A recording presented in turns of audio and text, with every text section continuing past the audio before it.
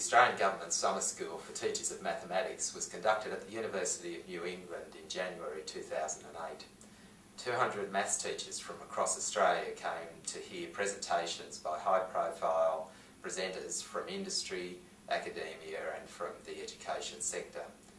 Patrick Sullivan, who's a head teacher of maths at Tamworth High School, was one of a number of presenters who gave information on IT and its use in mathematics teaching. Patrick's presentation was entitled "Beginning the Journey with an Interactive Whiteboard." Patrick, I was wondering if you could just tell us what the main themes were of your presentation. The main theme of the presentation was to look at the journey through from what is a whiteboard, right through to how is a whiteboard different to using a PowerPoint, what things can I do on a whiteboard, how do I tie this all together so it's a cohesive thing within the classroom for me to use and to engage the kids. Right. So can you tell us about why this is relevant to teaching of contemporary maths? You could always say that interactive whiteboards are a bit of a flavour of the month as such. There's a lot of them going into schools, but unless there's a change in the pedagogy of how you teach and how you use the board, I think there's a danger that they could just, a terrific tool like this could just go to waste. Right. So there are a number of people in my workshop who went from, oh, I've never seen a whiteboard, through to people who, oh, they're putting one in my classroom first day back and I don't know what to do. And I had other people who were like me who'd had a whiteboard for a fair amount of time, were really comfortable with it and had embedded it within their teaching and learning. Right. So what are the sort of main issues or ideas that you're hoping the participants from the school might take back with them?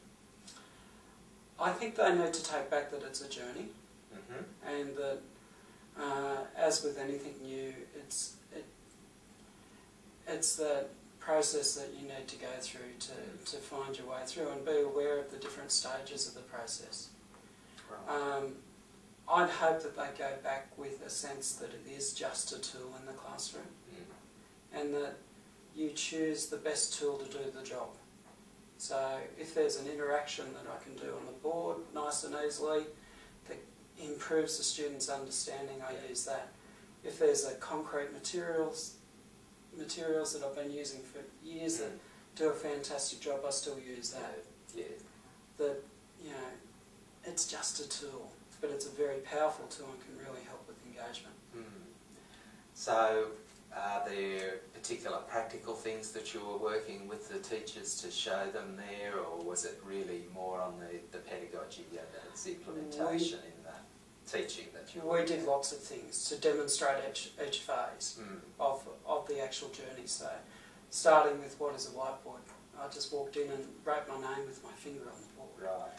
And people they always do, And it's that operational knowledge phase about what the board can do. And a little thing like that, that's a big change, that all of a sudden that your finger's the mouse. Yes. Yeah. And that's an enlightening thing for people. And then we started to explore the possibilities.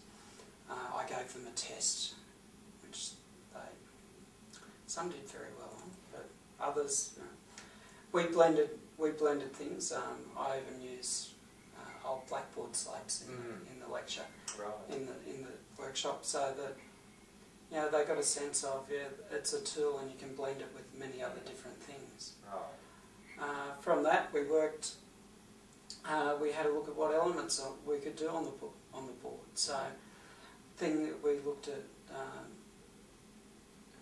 learning federation stuff. The learning objects. The learning objects and how we use those, how they can be used. We looked at a bit of karaoke teaching, which is the tutorials that you can run on the board. Right. And I mean, they're drawn from many different and varied sources. They might be a tutorial on a textbook, they might be a tutorial from a website. And we talked about what's the advantage of that, but also what's the disadvantage of having someone else do the teaching while you duck off to get a cup of coffee. But we talked about what the advantages and disadvantages of that were. And we talked about the narrative, how the board gave you that narrative. And we looked at an example of one of my teachers who'd used a clip from the numbers program and the lesson plan that actually went with that, right, and how he'd embedded that and used that within the board. right. So obviously the interactive whiteboards can be quite a motivating sort of tool for use in the classroom. I mean, motivating the students, and this seems to be a fairly significant issue in trying to encourage and retain students to take up maths. So Patrick, can you tell us then how teachers might use the information and ideas that you've been presenting back in the classroom? Hopefully they got a sense of the extra dimension an interactive whiteboard actually gives them in the classroom. And from that, then how it can be implemented within their teaching. We did simple things like we made a game. And that gave them a sense of how do I take something that I normally do and turn it into a resource that I can use on the board. Right. We also talked about how that resource is different. We took a game that I'd found in the workshops that we'd been doing as a participant from one of the other participants. We took that, we played it normally out the front, 2 people up, gave away some chocolates. And then we took it and we turned it into an interactive one. And we looked at what advantage does that give me. If I have this thing which I can do normally here, what does it give me extra dimension as an interactive thing? So from things like talking dice that speak Spanish or French, so bringing an extra language, through to the fact that I've got this resource there at my fingertips. And when I want to use that resource, I don't have to go to the cupboard, find the material. Friday afternoon, last period, needed something to keep 2 kids who have finished engaged. Just drag it across, there it is. Right, away we go. So hopefully they can take back a sense of the extra dimension an interactive whiteboard gives them in their classroom. A sense of the journey that they'll go through if they get an interactive whiteboard. Right. And also be able to identify some of the issues about having an interactive whiteboard in their room. Great. Now, with the summer school website, we'll be able to put up resources there for teachers to go to, and that will include the sorts of things that you might have provided in your presentation. Are there other resources, websites or books that teachers who want to learn more about how to use the interactive whiteboard in their class, that they may be able to go and visit these other resources? There is millions of stuff out there. You type in interactive whiteboards and you immediately get bombarded with what sort of things, and it's sorting through that and finding the good stuff. One of the things that comes out of the research is they talk about how teachers are poor designers of material for the interactive whiteboard, and hopefully I gave across a sense that that's something we need to look at and how we design things, because of the kids are used to very flash and fancy websites that look great.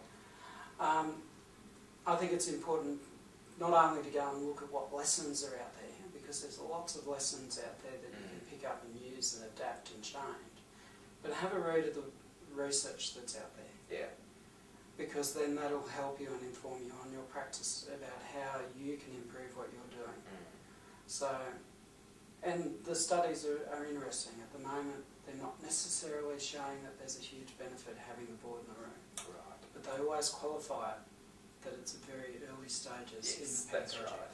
Yes, it's maybe still at that point where people are using it as a tool rather than having fully embedded it and used it in an integrated way with their learning, and there is that sort of time before people are able to show the benefits well, I think. All right, well, look, Patrick, thanks very much for your presentation and your work on the interactive whiteboard, and thank you for talking to us today. Thank you.